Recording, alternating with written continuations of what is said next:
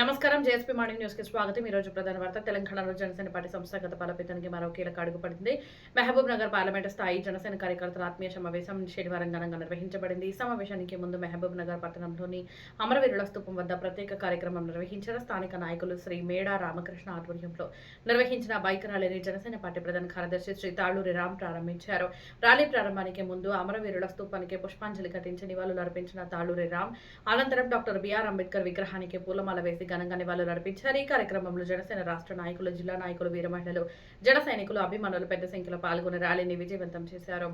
అనంతరం బూత్పూర్ రోడ్డులోని ASN convention వేదికపై మహబూబ్ నగర్ పార్లమెంటు స్థాయి జనసేన కార్యకర్తల ఆత్మీయ సమావేశం ఘనంగా ప్రారంభమైంది। ఈ సమావేశంలో జనసేన పార్టీ ప్రధాన కార్యదర్శి శ్రీ తాళూరి రామ్ తో పాటు రాష్ట్ర నాయకులు, జిల్లా నాయకులు, వీర మహిళలు, జన సైనికులు పాల్గొన్నారు। సమావేశంలో పార్టీ సంస్థాగత బలోపేతం, గ్రామ స్థాయి నుంచి పార్లమెంటు స్థాయి వరకు పార్టీ విస్తరణ, రాబోయే రాజకీయ కార్యక్రమాలు, ప్రజా సమస్యలపై పార్టీ కార్యాచరణ వంటి అంశాలపై నాయకులు, కార్యకర్తలకు దిశానిర్దేశం చేశారు।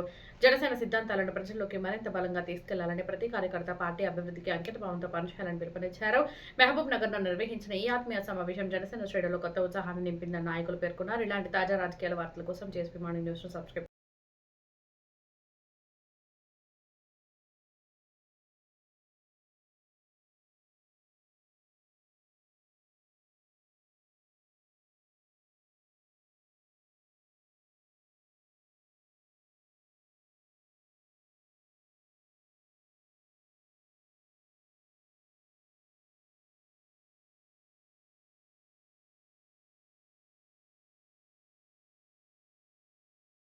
ఒక్కసారి ఎందుకనంటే మన పార్టీ నుంచి మన కోసం వచ్చినటువంటి రాష్ట్ర నాయకులని మనం గౌరవిద్దామని చెప్పి ఈ సందర్భంగా నేను కోరుకుంటున్నా। దయచేసి ప్రతి ఒక్కరికి కూడా సభ మీదకి ఉంటుంది।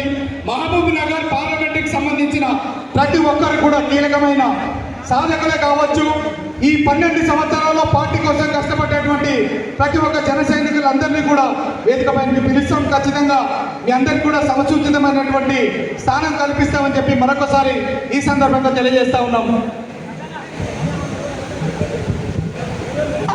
అలా దయచేసి ప్రజలకు, ప్రభుత్వానికి వారధి లాంటి వ్యక్తులు మీడియా వారు కాబట్టి అలాంటి మీడియా పెద్దలందరినీ కూడా నిల్చోబెట్టి మనం మన సీట్లలో కూర్చోవడం సబబు కాదు।